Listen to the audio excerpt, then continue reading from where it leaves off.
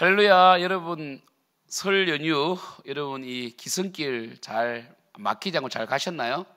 너무 오늘 또 가시는 분이 있다면 너무 성급하게 운전하지 마시고 설 연휴가 우리에게 참 가족을 만나는 기쁨이 있지만 우리 어제 예배 드렸고 평강한 가운데서 전도하는 마음으로 가야지, 사명을 감당하겠다는 마음으로 가야지 너무 막 흥분된 마음으로 가면 안 됩니다. 그래서 가끔씩 기승길 가운데서 이 사고 난 모습 보면 참 안타깝더라고요.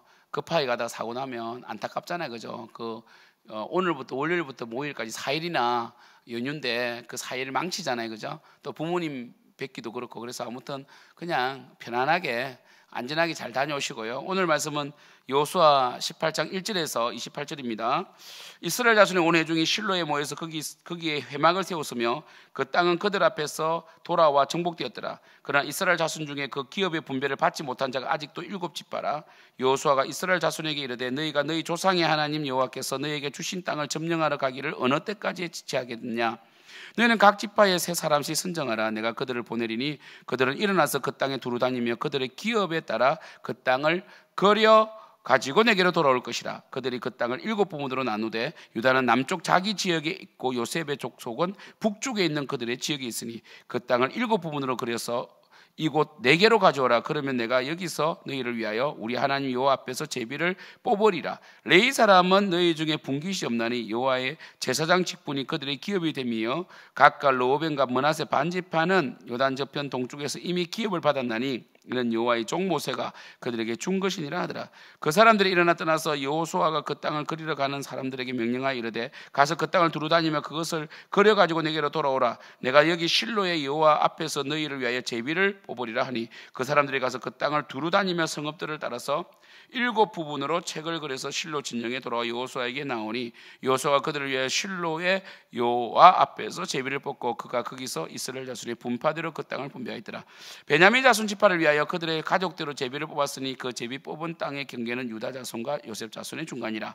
그들의 북방 경계는 요단에서부터 여리고 북쪽으로 올라가서 서쪽 산지를 넘어서 또 올라가서 벳 아웬 상무지에 이르며 또 그 경계가 거기서부터 루스로 나아가서 루스 남쪽에 일어나니 루스는 곧 베델이며 또 그 경계가 아다롯 아달로 내려가서 아래 벳호론 남쪽 산 곁으로 지나고 벳호론 앞 남쪽 산에서부터 서쪽으로 돌아 남쪽으로 향하여 유다 자손의 성읍 기랏 바알 곧 기랏 여아림에 이르러 끝이 되나니 이는 서쪽 경계면 남쪽 경계는 기랏 여아림 끝에서부터 서쪽으로 나아가 넵도와 물 근원에 이르고 러바인 골짜기 북쪽 흰놈의 아들 골짜기 앞에 있는 산 끝으로 내려가고 또 흰놈의 골짜기로 내려가서 여부스 남쪽에 이르러 엔 로겔로 내려가고 또 북쪽으로 접어들어 엔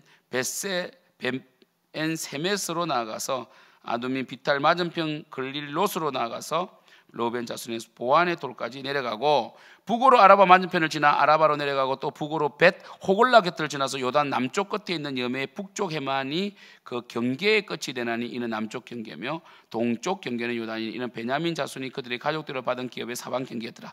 베냐민 자손의 지파가 그들의 가족들을 받은 성읍들은 여리고와 벳 호골라와 에멕 그시스와 벳 아라바와 스마라임과 베델과 아윈과 바라와 오브라와 그발 암모니와 오보니와 게바이니 12성읍과 또 그 마을들이며 기브온과 라마와 브에롯과 미스베와 그 비라와 모사와 레겐과 이르브엘과 다랄라와 셀라와 엘렙과 여부스 곡 예루살렘 기브앗과 기라시니 14성읍이요 또 그 마을들이라. 이는 베냐민 자손이 그들의 가족대로 받은 기업이었더라.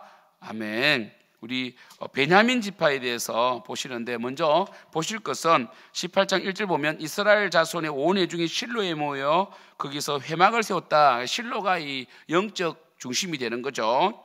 하나님의 이 계가 실로에 있었습니다.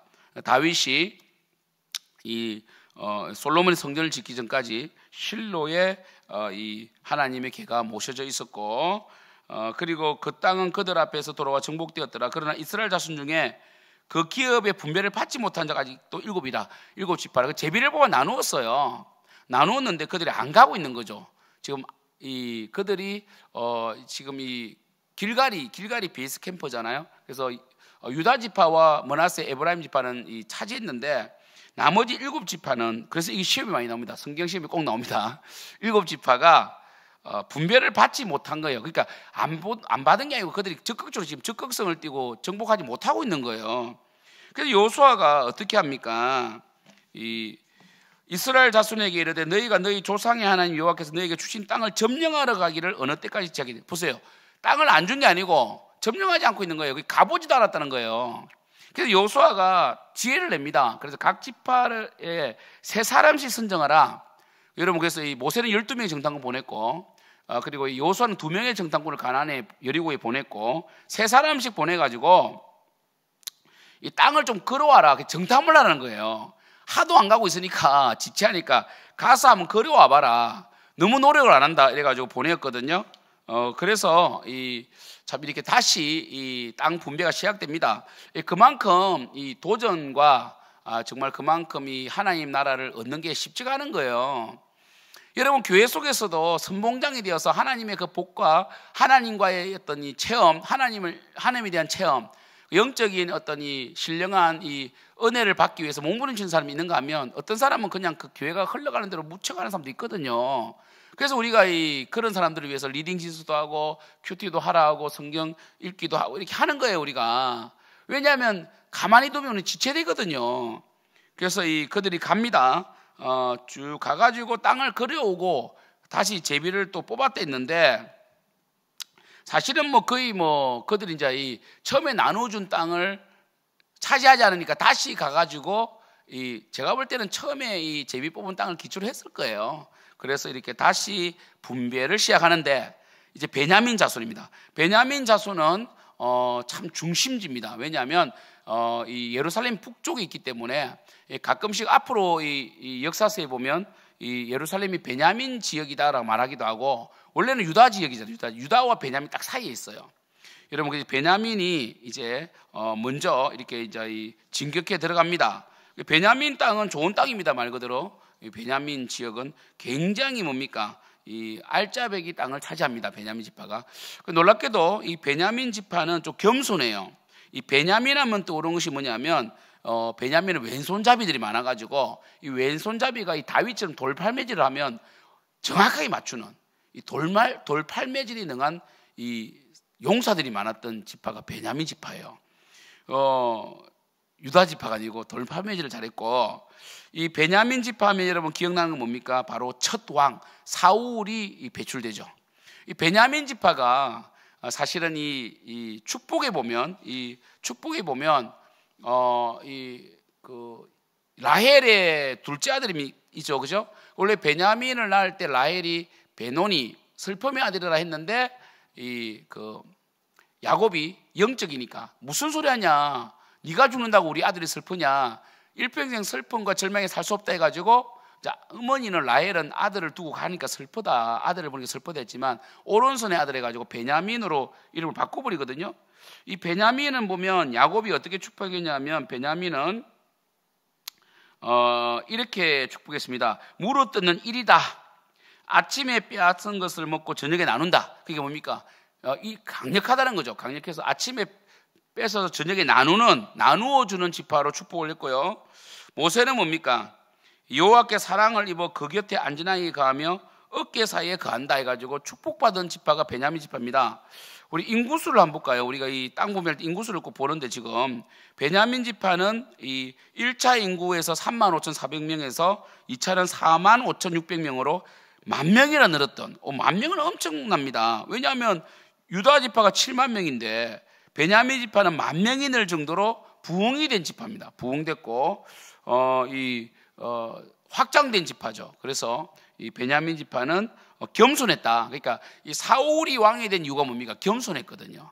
처음에 사울은 겸손했습니다. 나중에는 뭡니까? 교만해서 그렇지. 사울 요나단이 배출된 이 베냐민 지파, 그리고 우리 이 사사시대에 에훗도 베냐민 지파입니다. 베냐민 지파입니다. 근데 베냐민이 또 교만해져요. 나중에 교만해지고 사울이 교만해져서 결국 악신까지 들리는.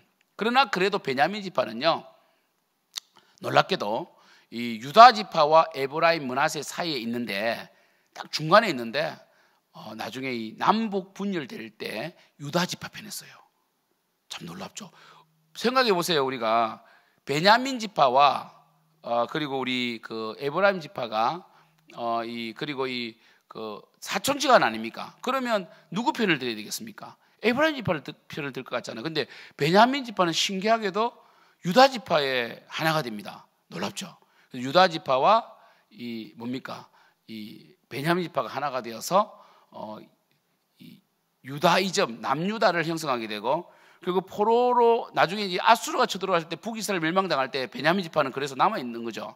유다 지파와 하나가 되어서 또 열심히 남유다 통치를 하다가 이 바벨론 포로로 끌려서 돌아올 때도 있었던, 그래서 베냐민 지파는 유다 지파와 하나가 되는 축복받은 지파가 됩니다. 겸손이죠. 저는 베냐민 지파 이야기를 하면서 이 경쟁이 아니라 협력, 그러니까 베냐민 지파는 뭡니까? 이 에브라임 지파와 유다 지파 사이에 있으면서 경쟁이 아닌 협력을 했던 지파고, 그리고 그렇게 막 부각을 드러내지 않았지만 1만 명이나 늘어났던 이 지파고, 하나님 축복을 받은 지파고, 또 사울 첫 왕을 배출한, 그리고 사울의 후예가 바울입니다. 사도 바울 아닙니까? 그래서 이 베냐민 지파는 그리고 남북 분열 때 유다 편에 서서 그 명맥을 영적으로 유지한 굉장히 탁월한 지파였다라고 보시면 됩니다. 정리합니다. 여러분 이제 가는 차 안에서 듣고 계실 수도 있는데 하나님의 기업을 소중히 여기게 됩니다. 그리고 하나님의 기업은 저절로 주어지지 않습니다. 지체해서는 안 됩니다. 처절하게 우리가 영적인 복을 쟁취해야 되는 것이고, 그리고 우리가 이 형제들 간에 교회 속에서 경쟁이 아니라 협력할 때 높여주신다, 겸손할 때 높여주신다는 것을 아시고, 비록 이 베냐민 지파의 땅이 남북간 합쳐서 24km밖에 안 되지만 실로와 가깝고, 그리고 예루살렘 북쪽 지역으로서 굉장히 중심 역할을 하는 지파로서 역할을 했다, 이렇게 보시면 됩니다. 여러분 한 사람 한 사람도 베냐민처럼 하나님 축복받는 사람이 되시고요, 그리고 아침에 탈취한 것을 저녁에 나누는 사람이 되게 되시고, 또 하나님의 사랑받는 사람이 되고, 그렇게 되기 위해서는 말씀드렸죠. 이 겸손하셔야 된다. 겸손해야 되고 협력하는 자가 되어야 된다. 그리고 영적인 것을 분별을 잘해야 된다. 이렇게 되기를 축복합니다. 기도하겠습니다. 하나님, 설 연휴 첫날인데 우리가 이 베냐민 지파 말씀을 들었습니다. 우리가 이 가족들과 함께 있을 때에 비교, 경쟁, 질투, 미워하기보다 협력하고 겸손하게 귀경길까지, 지금은 고향으로 가고 있는데 돌아오는 그 시간까지 마음 상하지 않고 베냐민처럼 나누어 줄 수 있는 그런 위대한 사람들이 되게 해 주시옵소서. 영적인 복을 나누게 하소서. 예수님의 이름으로 기도드립니다.